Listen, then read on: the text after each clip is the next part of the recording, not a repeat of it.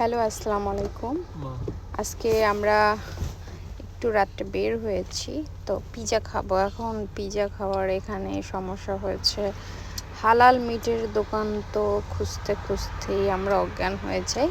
বিশেষ করে পিজা টিজায় হালাল মিটটা আমাদের কাছে এখানে হালাল ফুডের দোকান একটু কম, তো এখানে আসছি। এখন আমার মেয়ে কান্নাকাটি শুরু করেছে যে তার মানি কই, তার মানি সে বাংলাদেশি কিছু টাকা বক্স করে রাখছে, যেখানে যায় সেই টাকাটা নিয়ে যায়।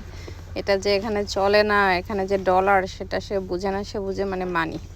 তো যাই হোক, এখানে আসছি। এখন এসে দেখলাম যে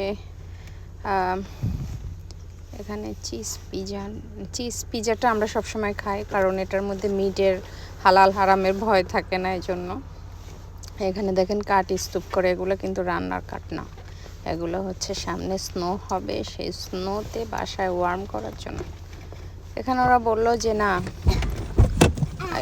এই পিজা পোর্ক আছে, কিন্তু হচ্ছে আপনার চিজ পিজা নেই। তো এখন আমরা আবার অন্য একটা পাশেই ছিল, যেটা হচ্ছে নেপালি একটা পিজার দোকান, এখানে আসছি। আমি আবার একটু দেখলাম যে ভিতরে বাঙালি দেখা যাচ্ছে। তোর বাবা বললো বাঙালি না, এটা নেপালি। নেপালিদের চেহারা হচ্ছে বাঙালিদের কাছাকাছি, কিন্তু ওনাদের চেহারা আমাদের চেয়ে একটুই হয়, একটু অন্য কোয়ালিটির হয়।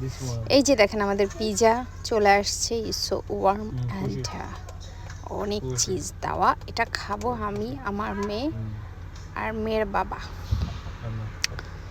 এখন আমার মেয়ে বসে আছে, এটা খুব ওয়ার্ম, সে নিতে পারছে না, এখন সে আমার দিক তাকাই আছে, ঠান্ডা হবে কখন। এই পিজাটা হচ্ছে আমরা সব সময় খাই, চিজ পিজা। এটা এখানে এসে আমরা দেশে বসে আমরা যেমন সব খেয়ে ফেলি, এখানে এসে আমরা হালালের ভয়ে আতঙ্কে থাকি যে কোনটা হালাল হলো।